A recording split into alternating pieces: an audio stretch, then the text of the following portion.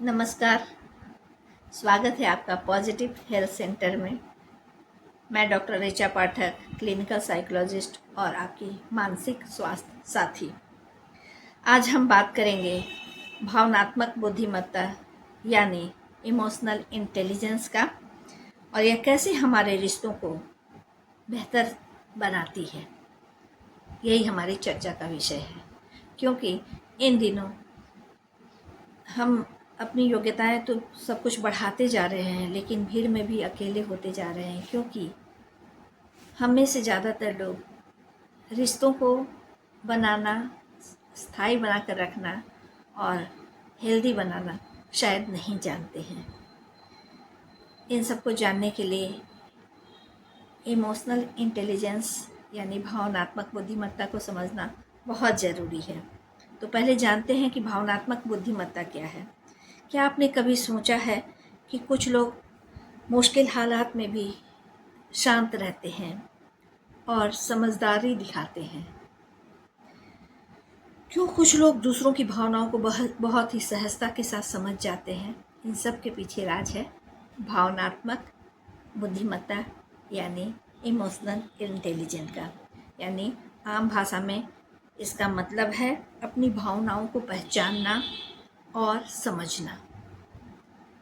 उसके अलावा अपनी भावनाओं को नियंत्रित रखना, दूसरों की भावनाओं को समझना, सम्मान करना और रिश्तों को बेहतर तरीके से मैनेज करना। अगर ये सारी क्षमताएं हैं, इसका मतलब है हमारा इमोशनल इंटेलिजेंस अच्छा है और हम रिश्तों को हेल्दियर बना सकते हैं।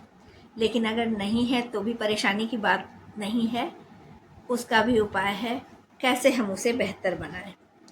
क्यों ज़रूरी है किसी रिश्ते को बेहतर बनाने के लिए इमोशनल इंटेलिजेंस का?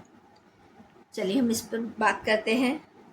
तो रिश्ते चाहे जीवन साथी का हो, माता पिता के साथ हो, मित्र के साथ हो, सहकर्मियों के साथ हो, उन सब का जुड़ाव का जो मुख्य आधार होता है वो भावना ही होता है, इमोशन ही होता है।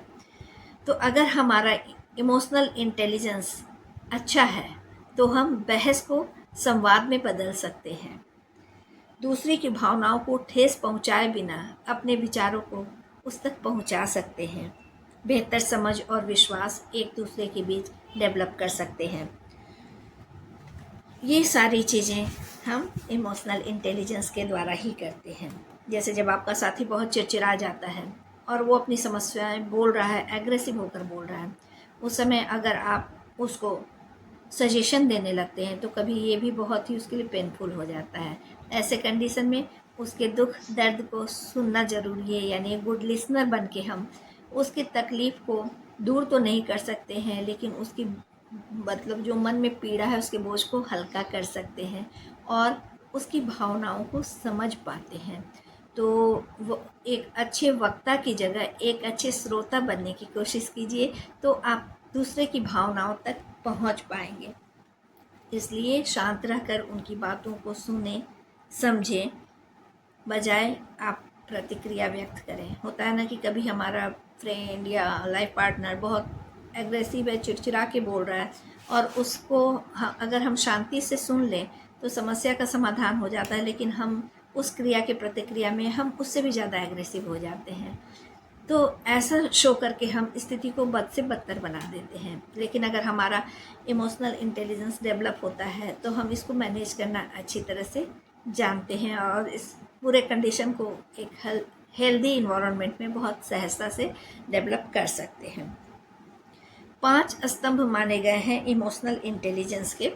पहला है सेल्फ अवेयरनेस। सेल्फ अवेयरनेस मतलब है आत्मचेतना। मैं क्या महसूस कर रहा हूँ या कर रही हूँ या किस मन स्थिति में हूँ, इसकी जानकारी है मुझे, मैं अवेयर हूँ। दूसरा सेल्फ रेगुलेशन या आत्मनियंत्रण।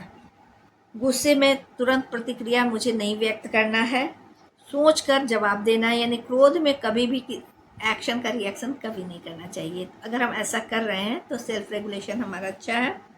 मोटिवेशन, प्रेरणा तो हर काम के लिए ज़रूरी होता है। नकारात्मक स्थितियों में भी आप आगे बढ़ सकते हैं अगर आपके अंदर मोटिवेशन है। एम्पैथी, एक होता है सहानुभूति, किसी की दुख दर्द को सुन के हमें उसके प्रति दया की भावना आती है, ये सहानुभूति है। एम्पैथी थोड़ा उससे डिफरेंट है, सम अनुभूति, यानी जो तकलीफ मुझे, हम कहते हैं ना, आपकी तकलीफ को मैं महसूस कर सकता हूँ, यानी उस फीलिंग को मेरे अंदर भी महसूस करने की क्षमता है। सम अनुभूति यानी एम्पैथी, मतलब सिंपैथी में है कि आप उसे एक ऊपर हैं, यानी आप उस पर दया दिखा रहे हैं। एम्पैथी में आप उसके समान रहकर उसकी भावनाओं को समझ रहे हैं, उसकी फीलिंग्स को महसूस कर रहे हैं और तब उससे आप बातें कर रहे हैं। तो एम्पैथी भी इसमें बहुत ज़रूरी है, दूसरे की भावनाओं को महसूस करते हुए आप उस स्थिति को समझकर रिएक्ट करें। अगर हम दूसरों की भावनाओं को समझते हुए अगर चीज़ों को रिएक्ट करेंगे तो कभी भी लड़ाई की स्थिति नहीं आएगी, क्योंकि उसकी जगह पे हमने खुद को रखा कि अगर मैं वहाँ होती और मेरे साथ ऐसा हुआ था तो मुझे कैसा लगता। यह सोचकर अगर हम कोई भी प्रतिक्रिया करते हैं तो कभी भी गलत नहीं हो सकता है। और पांचवा है सोशल स्किल यानी सामाजिक कौशल। सामाजिक कौशल में क्या होगा, प्रभावी संचार, यानी आपका जो कम्युनिकेशन है, कम्युनिकेशन स्किल जो है वो इफ़ेक्टिव होना चाहिए, नकारात्मक नहीं होना चाहिए, और इफ़ेक्टिव के साथ ही वो कोऑपरेटिव हो, सहयोगी भावना से परिपूर्ण हो। तो ये 5 जो है वो आधार स्तंभ हैं हमारे इमोशनल इंटेलिजेंस के। अगर इस पर हम कार्य करते हैं तो हमारा इमोशनल इंटेलिजेंस डेवलप होता है। तो चूँकि इमोशनल इंटेलिजेंस बाय बॉर्न नहीं होता है, जैसे एक होता है इंटेलिजेंट, जेनेटिक बच्चे होते हैं जो बहुत इंटेलिजेंट होते हैं, कुछ उन्होंने उसके लिए प्रयास नहीं किया लेकिन उनके जीन में था वो इंटेलिजेंट है तो उनको विशेष प्रयास नहीं करना पड़ा। इमोशनल इंटेलिजेंस में ज़्यादातर होता है कि हम खुद से उसको डेवलप करते हैं इंटेलिजेंस को। तो कैसे हम बढ़ा सकते हैं, इसके भी कुछ उपाय हैं। पहला है डायरी लिखें। डायरी क्यों लिखें? डायरी लिखने से हमें अपनी भावनाओं को समझने का, महसूस करने का, एनालिसिस करने का मौका मिलता है। तो उसके लिए क्या ज़रूरी है, हमें प्रतिदिन अपनी भावनाओं, अपने इमोशंस को डायरी में लिखना चाहिए। दूसरा है माइंडफुलनेस मेडिटेशन। अगर हम माइंडफुलनेस मेडिटेशन मतलब होता है कि हम वर्तमान के प्रति सजग हैं, मानसिक सजगता इसको कहते हैं। तो अगर हम इसकी प्रैक्टिस प्रतिदिन करते हैं तो हमारा इमोशन जो है हमारे कंट्रोल में रहता है, हम वर्तमान में रहते हैं। और सबसे बड़ी बात इसकी ये है कि हम खुद से जुड़ने लगते हैं, हम अपने आप को अंदर से, हम क्या हैं क्या नहीं है, सारी चीज़ें, हम फैक्ट जो है हमें हम अपने बारे में पता है, यानी हम अपने आप से जुड़ सकते हैं।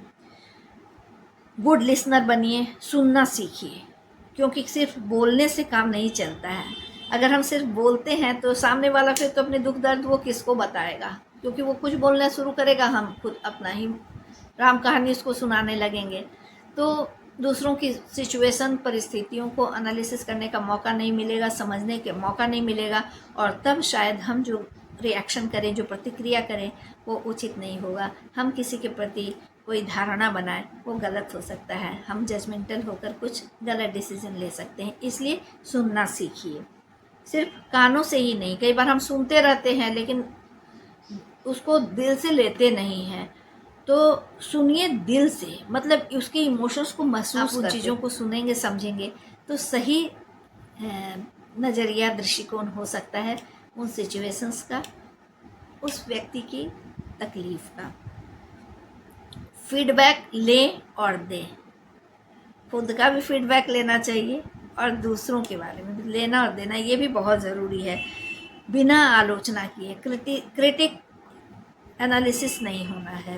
तो जो भी आप फीडबैक ले रहे हैं या दे रहे हैं, आलोचना से अछूता, निष्पक्ष, एक्सक्यूज मी। और जैसा कि मैंने पहले भी कहा, एम्पैथी बहुत ज़रूरी है। एम्पैथी के लिए प्रैक्टिस कैसे करेंगे? बहुत आसान है।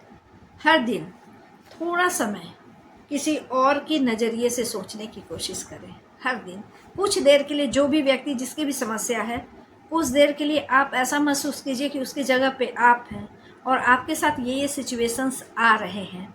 ऐसी कंडीशन में आप क्या अनुभव करते हैं? जो आप अनुभव करेंगे वही उस व्यक्ति के विषय में आपको धारणा बनानी चाहिए। तो ये कुछ 4-5 तरीके हैं जिसको हम अगर नियमित रूप से प्रैक्टिस करते हैं तो हम जो इमोशनल इंटेलिजेंस है हमारा, उसको हेल्दी बना सकते हैं, उसको हम डेवलप कर सकते हैं।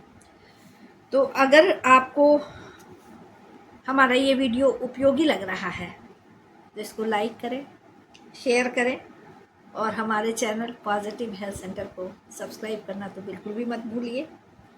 हाँ, आप किस विषय पर अगला वीडियो देखना चाहते हैं ये नीचे कमेंट बॉक्स पर ज़रूर लिख कर बताएं, ताकि आपके उपयोग के अनुसार भी मैं वीडियो बना सकूं जो आपके लिए अधिक लाभदायक हो। धन्यवाद। आप सब अपना ख्याल रखें और जुड़े रहें पॉजिटिव सोच के साथ पॉजिटिव हेल्थ सेंटर से। नमस्कार।